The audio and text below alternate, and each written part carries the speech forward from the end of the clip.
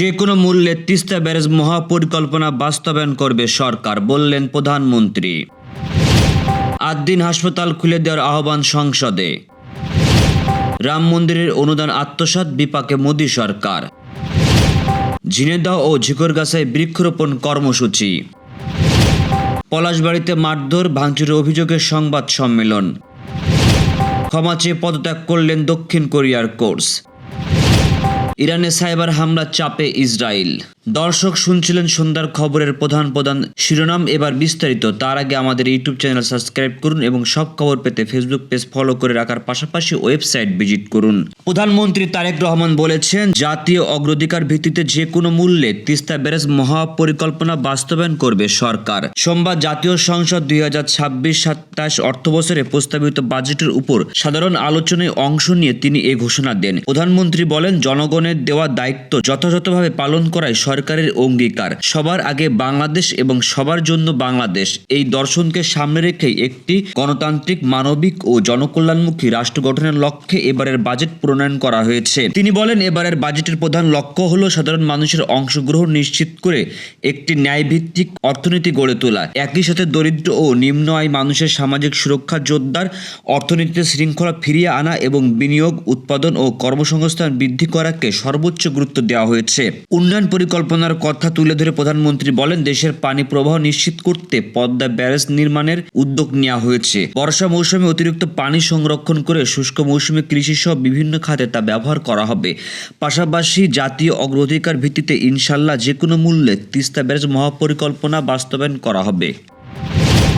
বিকল্প কোনো ব্যবস্থা না করে 8 দিন হাসপাতাল বন্ধ রাখায় 750 জন মেডিকেল ও নার্সিং শিক্ষার্থীরা একাডেমিক ভবনে চরম অনিশ্চয়তার মুখে পড়েছে বলে উদ্বেগ প্রকাশ করেছেন ডাক্তার শফিকুর রহমান। তিনি বলেন, কেবল বই পড়ে কেউ ডাক্তার বা নার্স হতে পারে না, তাদের জন্য ব্যবহারিক শিক্ষা ও রোগী অপরিহার্য। হাসপাতালে কোনো দুর্বলতা থাকলে তা তদন্ত ও শাস্তির আওতায় আনার পাশাপাশি মানবিক ও যৌক্তিক কারণে শিক্ষার্থীদের ভবিষ্যৎ রক্ষায় অতি দ্রুত 8 দিন হাসপাতালটি খুলে দেওয়ার জন্য সরকারের প্রতি আহ্বান জানাচ্ছি। সোমবার জাতীয় সংসদ দ্বিতীয় ও প্রথম বাজেট অধিবেশনের 18তম দিন 2026-27 অর্থবছরের প্রস্তাবিত বাজেট আলোচনায় অংশ নিয়ে তিনি এসব কথা বলেন। সকালে সংসদ বৈঠকে সভাপতিত্ব করেন স্পিকার হাফিজ উদ্দিন আহমেদ বীর বিক্রম। ডাক্তার শফিকুর রহমান দেশের স্বাস্থ্য খাতকে একটি মানবিক মডেল রূপান্তর করার উপর জোর দেন।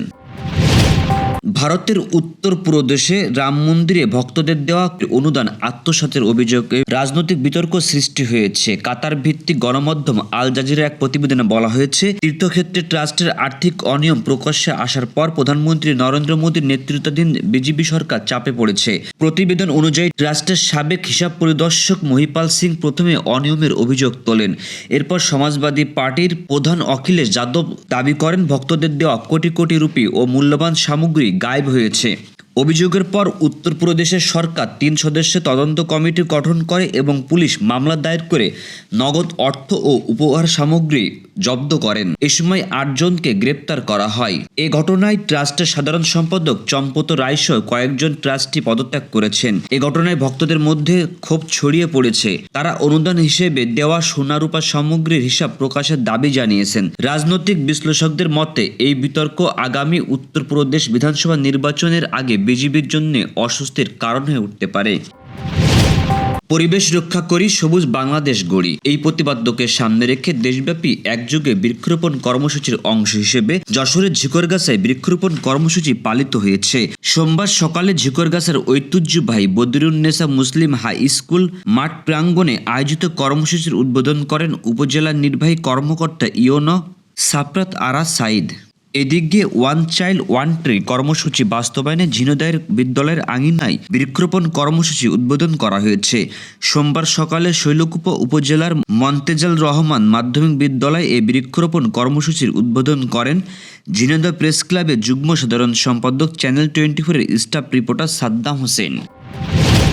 গাইবান্ধার পলাশবাড়ী উপজেলার মনোহরপুর ইউনিয়নের কুমোদপুর ডিমবাজার এলাকায় তুচ্ছ ঘটনাকে কেন্দ্র করে দিনমজুরকে মারধর ও বাড়ি ভাঙচুরের অভিযোগে সংবাদ সম্মেলন করেছে ভুক্তভোগীর পরিবার। সোমবার দুপুরে গাইবান্ধা প্রেস ক্লাবে অনুষ্ঠিত সংবাদ সম্মেলনে লিখিত বক্তব্য পাঠ করেন ভুক্তভোগী ফরিদুল ইসলামের স্ত্রী খাদিজা বেগম। তিনি অভিযোগ করেন, গত 2 জুন প্রতিবেশীর সঙ্গে তাদের কথা কাটাকাটির জেরে তার স্বামীকে মারধর করে গুরুতর আহত করা হয়। পরে চিকিৎসার জন্য তাকে রংপুর মেডিকেল কলেজ হাসপাতালে ভর্তি করা হয়।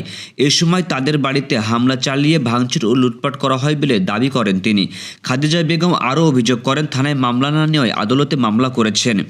এরপর থেকে অভিযুক্তরা তাদের প্রাণনাশের হুমকি দিচ্ছে। সংবাদ সম্মেলনের মাধ্যমে তিনি পরিবারটির নিরাপত্তা নিশ্চিত ও অভিযুক্তদের দৃষ্টান্তমূলক শাস্তির দাবি জানান।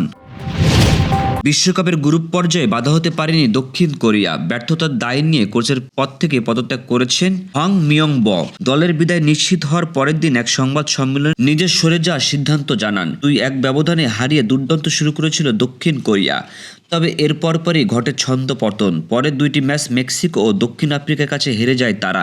শেষ পর্যন্ত সেরা তৃতীয় হওয়া দলগুলোর গোল পার্থক্যের মধ্যে বিদায় নিতে হয় এশিয়ার জায়ান্টদের। সংবাদ সম্মেলনে এসে হং মিয়ং-ব বলেন, দক্ষিণ কোরিয়া দলকে যারা ভালোবাসেন এবং সমর্থন করেন তাদের সবার কাছে আমি আন্তরিকভাবে ক্ষমা প্রার্থনা করছি। আজ আমি প্রধান কোচের পদ থেকে সরে দাঁড়ালাম। এই দায়িত্ব নেওয়া আমার জন্য সহজ ছিল না। তিনি আরো বলেন, কোচ হিসেবে কোনো ব্যাখ্যায় চূড়ান্ত ফলাফলের চেয়ে বড় হতে পারে না। দেশের মানুষ আমার কাছ থেকে যে ফল আশা করেছিল আমি তা এনে দিতে পারিনি। সব দায় কেবল আমার। তবে কোরিয়ান ফুটবলারদের প্রতি আমার ভালোবাসা আজীবন থাকবে। একজন সাধারণ সমর্থক হিসেবে আমি দলের পাশে থাকব।